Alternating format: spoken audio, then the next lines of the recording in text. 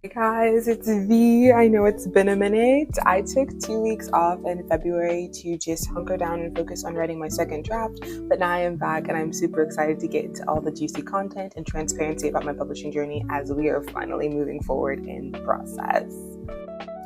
If you are new here, hi, I'm V. I'm a fantasy and romance author currently working on my debut novel, Seven. She is a romance. She has a fake dating trope, a one-night stand trope. There's military, Ivy League heiress, K-pop, all of that good stuff in here. First things first, I want to give you guys an update.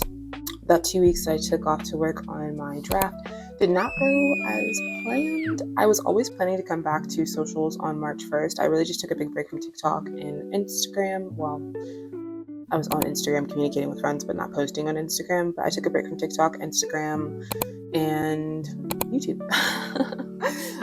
If you know me or anything about me and my process, I really feel that being selective about the noise that you take in while you're writing and working on your book is super important. It can and it will cloud you up when it comes to hearing your authentic author voice. So I took that break and I took that step back, and it was going super well, except I had to have oral surgery. Oh! I literally had 4 teeth yanked out of my head, and the recovery process was not chill, but it wasn't horrible. I was just really tired and I needed to do a lot of resting, and that did not include working on my book like a dog. So I did not get as far into the process as I would like to. Currently, 7 is projected to have about 36 chapters. I am on chapter 12, literally going to be wrapping that up today, which is exciting. That's good progress, especially for somebody who is sick. But of course, it's a bummer summer because I really wanted to finish the entire second draft in February, because in March, I made a promise to my bestie, Alice, that I would go ahead and start the querying process. If you don't know what the querying process is, let's go ahead and get into that. For my girlies who want to be traditionally published, you are going to need a literary agent, which means you will have to go through the querying process. There are a few publishers that you can reach out to on your own and represent yourself, but most of the publishers, especially the big 5, will require you to have a literary agent in order to have any kind of contact with you. So the querying process is basically just you getting yourself all set up and ready to reach out to agents. A literary agent, by definition, is someone who literally reads books and then champions you to publishers.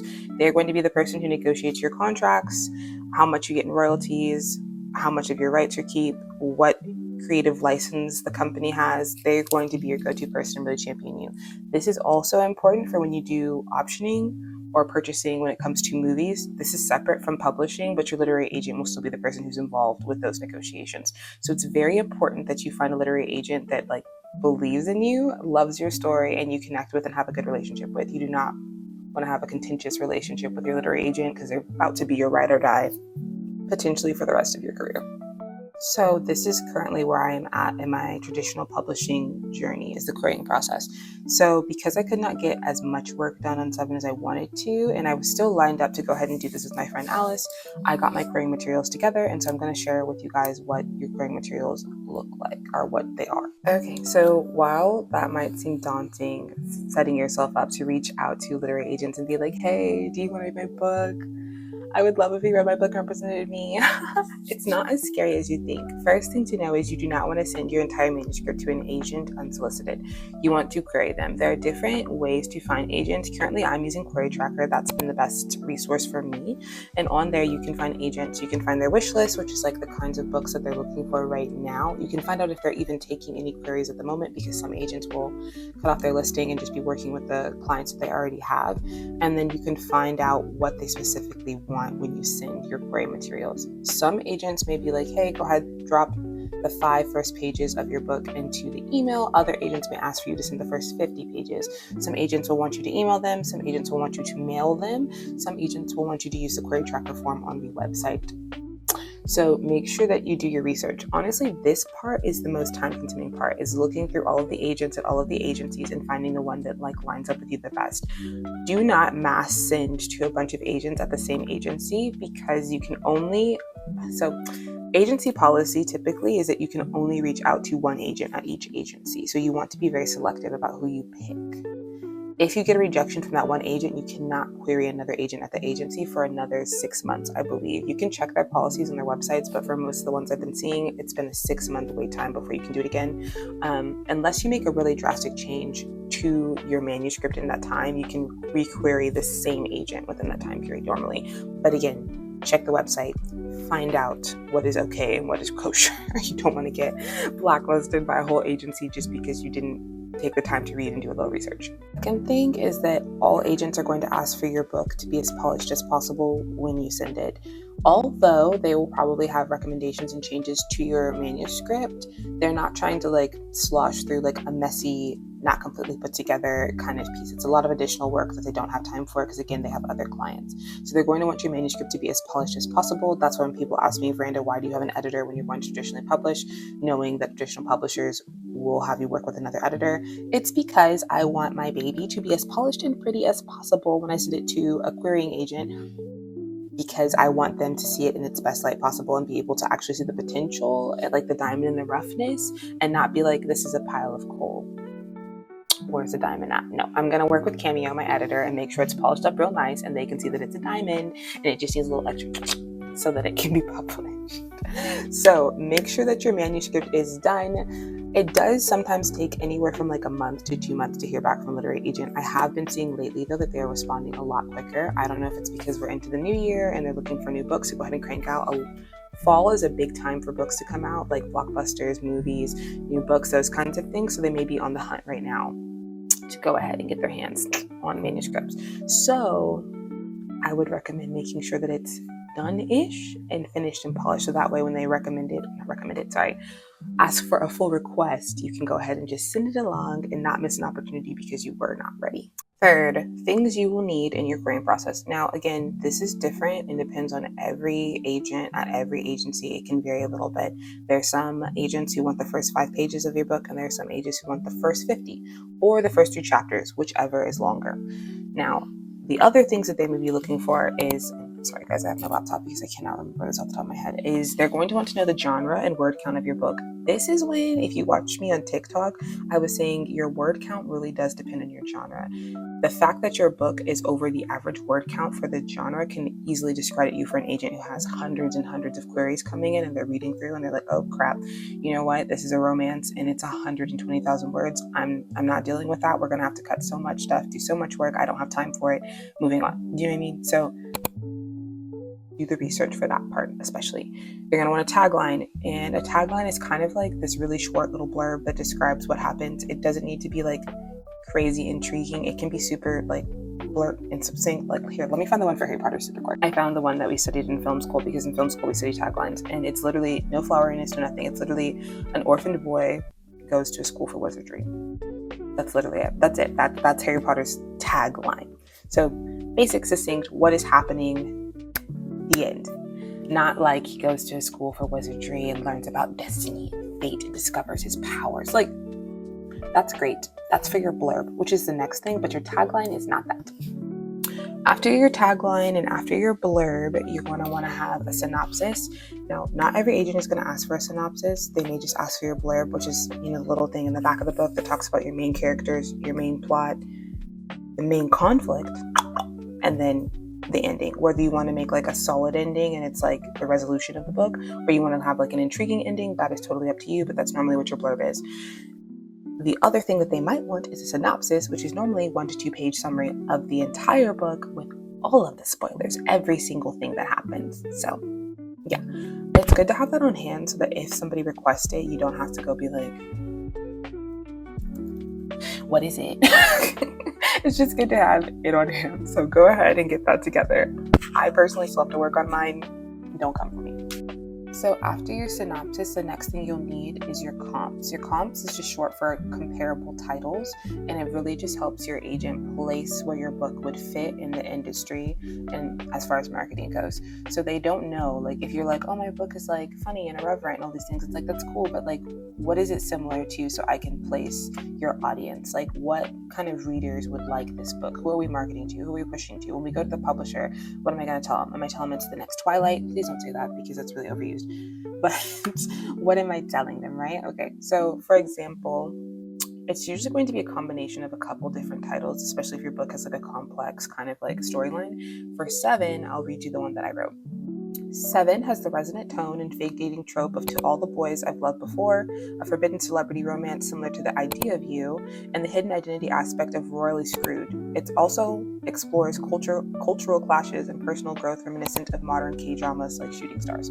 Right, so that's the comps for 7 to help place where it could go and who would be interested in it.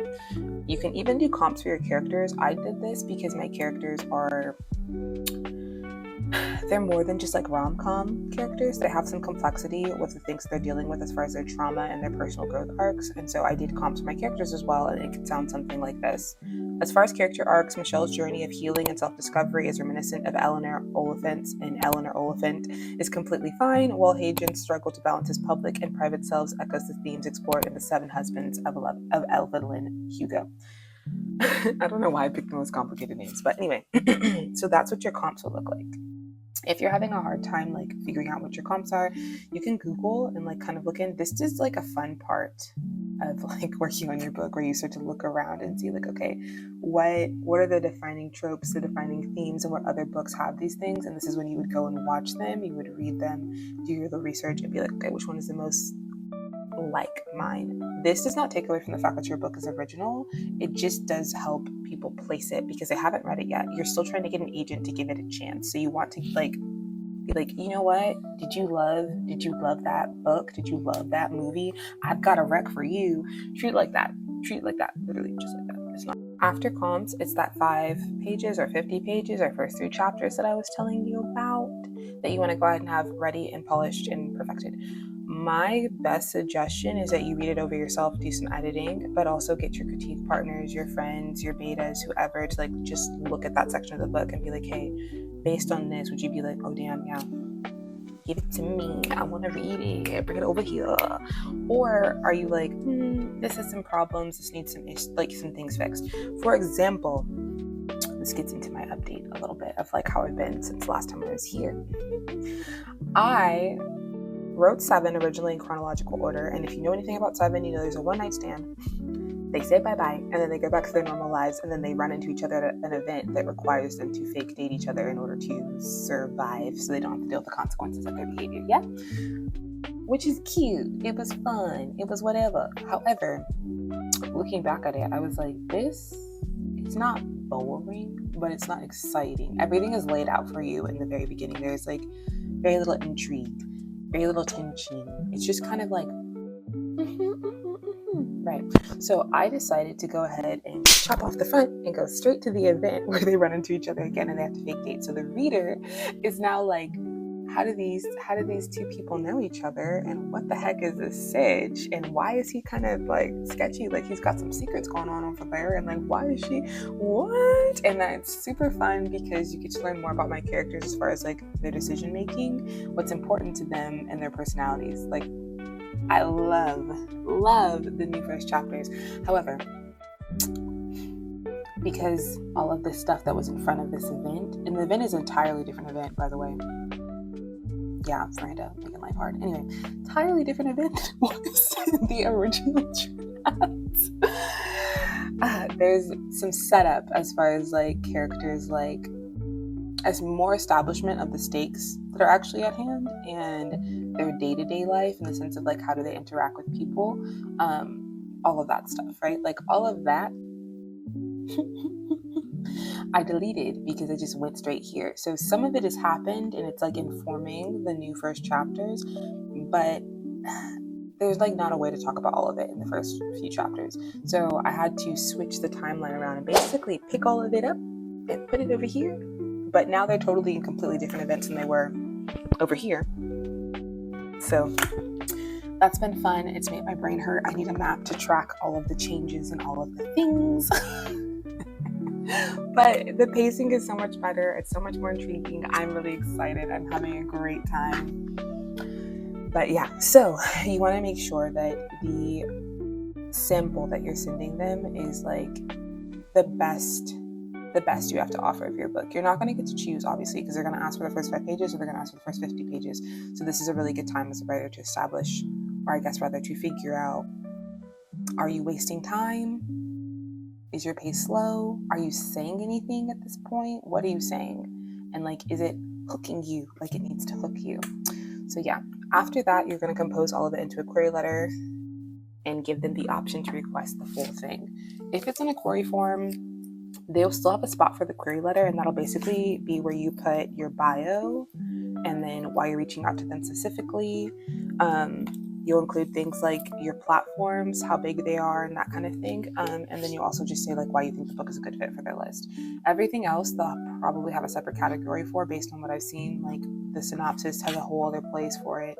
The comps has a whole other place for it. Just a few different things. So yeah, that is the querying process. I will say querying can take the longest time. And that's okay. You're literally trying to find someone who is going to champion you, and you want to take your time with that. You want them to take their time with it, and you want to find the right person. Once you do have a literary agent like reach out to you with an offer to represent you, I would personally leverage that offer and send it to everybody else who asked for a full request. You'll either get a rejection or you'll get asked for a full request. Some people ask for 5 pages and then they ask for the next 50 pages and then they might be like, okay, I'm good. Or they ask for the next 50 pages and then they ask for the whole thing and then you get representation. It is good if you get an offer to use that to send to everybody who has a full request, or maybe even just a sample if they ask for an additional sample. Be like, hey, I did get an offer for representation. I did want to let you know and give you a chance if you're still interested. Honestly, it's really good leverage. Or if you get an offer for publication, whether it's a smaller publisher or not, because that has happened, you can use that to leverage your way into getting representation from a literary agent as well. So just briefly saying, the process after you query is pretty straightforward. Your literary agent will begin to look for publishers that will be interested in buying your book. So they may have edits for you, like changes that they want you to make to the book, and so you'll go back and be working on the manuscript with them for quite a bit, and then they will be seeking a publisher for you. Honestly, your literary agent will walk you through the rest of the process, but before you guys start that, I just want to give you a heads up and make sure that you know, because there are a lot of scams and things out there.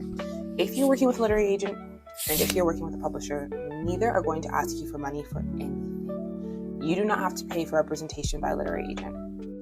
They get their pay when they secure a contract for you for your book.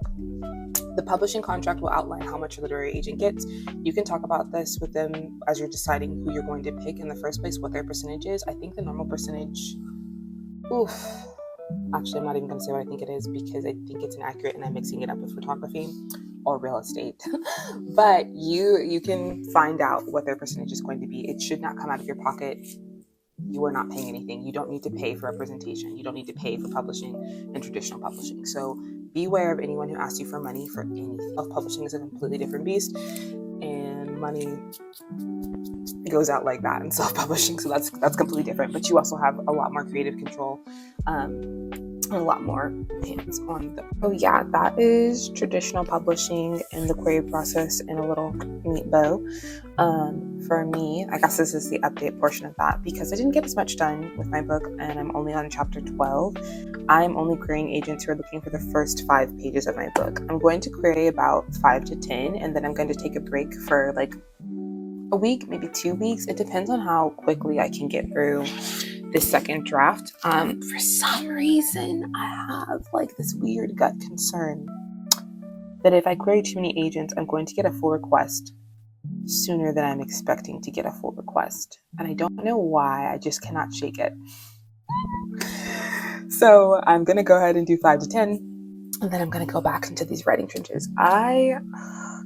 Full transparency, I literally thought about just quitting with 7. I was like, man, should I abandon ship? Because when it became clear to me as I was wrapping up the event chapters that I had not set it up the way I thought it set it up, or rather that it was missing things in order to do the next couple things I wanted to do, and for those things to have like poignant, like, I was like, oh my gosh, I'm gonna have to start over again. I'm going to have to start over again. Oh my God, I'm going to have to start over again. And for a girl who's already rewriting a book that the first time I wrote it was 176,565 words, this huge ass thing. I already started over. I am not editing. I am just literally writing again.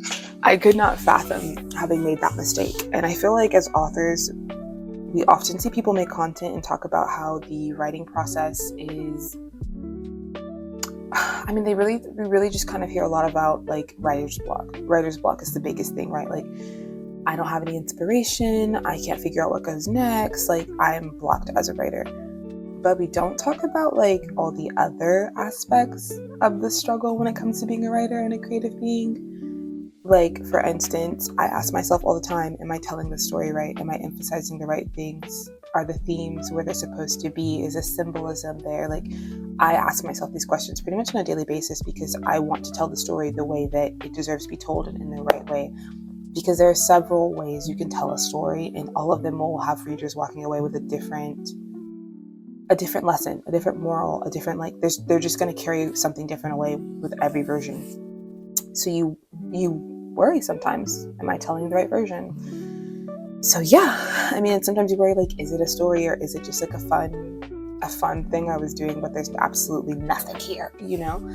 So you worry about those things. And full transparency, like, you're not alone. We're all like in our writers' rooms, looking at our laptops, staring at our printed out versions, being like, what the was I thinking? And for me, normally I have like these bookmarked chapters that I go back and I read and I'm like, yeah, it's a book. And I have those. However, the problem this time was it a book? It was did I mess up beyond repair? Can I do this? And then, like, just exhaustion. You get exhausted working on something for so long. I have been working on 7. I did the groundwork for 7 starting in March. That's when my K-pop obsession came to life. And I started writing 7 2 months before November. So September, I started writing 7 in September. I spent 2 months writing 7 every single day. That's how it got this big. And then after that, I started this TikTok account, and actually I started all my socials. After that. Some of my socials are younger than others. Like, TikTok is the oldest one I have. My Instagram, my YouTube, they're like 2 months old. My 2-month-old babies, they're 2 months old, you know? And so making content, making friends, doing edits, all of this stuff can be really, really draining. I also have a Pinterest, you know, that I started posting on dedicatedly. So they can burn you out, and you can be like, dang, I know that writing is work. I know that I mentally was aware that it was work and I was prepared to do the work, but damn, I'm exhausted. Can I do this work, you know? So it was a lot, but thankfully I have a lot of really amazing people in my life and my little like writer circle who were like, Miranda, chill out, calm down. You have a developmental editor. If you left something out, if something is missing, if something is not working, that's literally what Cameo is for. She will tell you. And that helped a lot. But also on the flip side, I had conversations with my husband and he was like, okay, well, can it work any other way? And the hardest thing, the reason why it took like 2 days for me to get clarity and realize that it wasn't a problem, I don't have to start over, the fix is actually quite easy. I was so attached to the way I had envisioned the story going, like when certain events happened, the proximity to other events and stuff like that. It was literally blocking me and making me feel like I need to throw my book away. Sometimes you just need a different perspective and you just need to step back and be like, okay, let me get unattached from how it happened before or how I envisioned it happening before. How else can this happen? How else can this work? And that was literally it. So it feels a little ridiculous.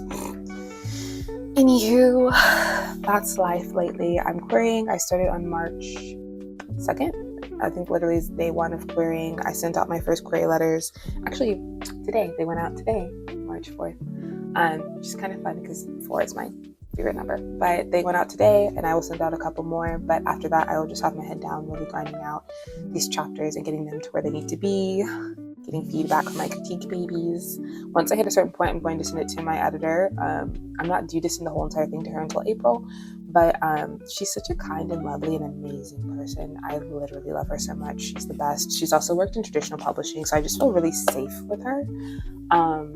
And she genuinely understood 7 from the get. Like, she got it. And that was like, that's everything. That's everything. And that's the feeling that I'm hoping to get with my literary agent when they like email me back and they're like, hey, wait, okay, I get it, okay? So really operating off of vibes right now. But yeah, that is the haps. That's what's going on. I would love to share with you guys more about the process of being traditionally published. It's what I've been doing the most research on and studying up on, but I will also make a video about being self-published. I will not have maybe every single answer possible, but I will do some research and continue to talk to my friends who are self-published or who are working on being self-published so I can bring you the most info possible so that you guys can make informed decisions about what you want to do. Anywho, that's it for this yap YouTube with V. The next time you guys see me, I will be talking about how I wrote my draft in 2 months, and then also doing the other videos that we talked about. Actually, you know what? I'm gonna let you guys vote. You guys tell me what you want the next video to be about, and we'll get into that.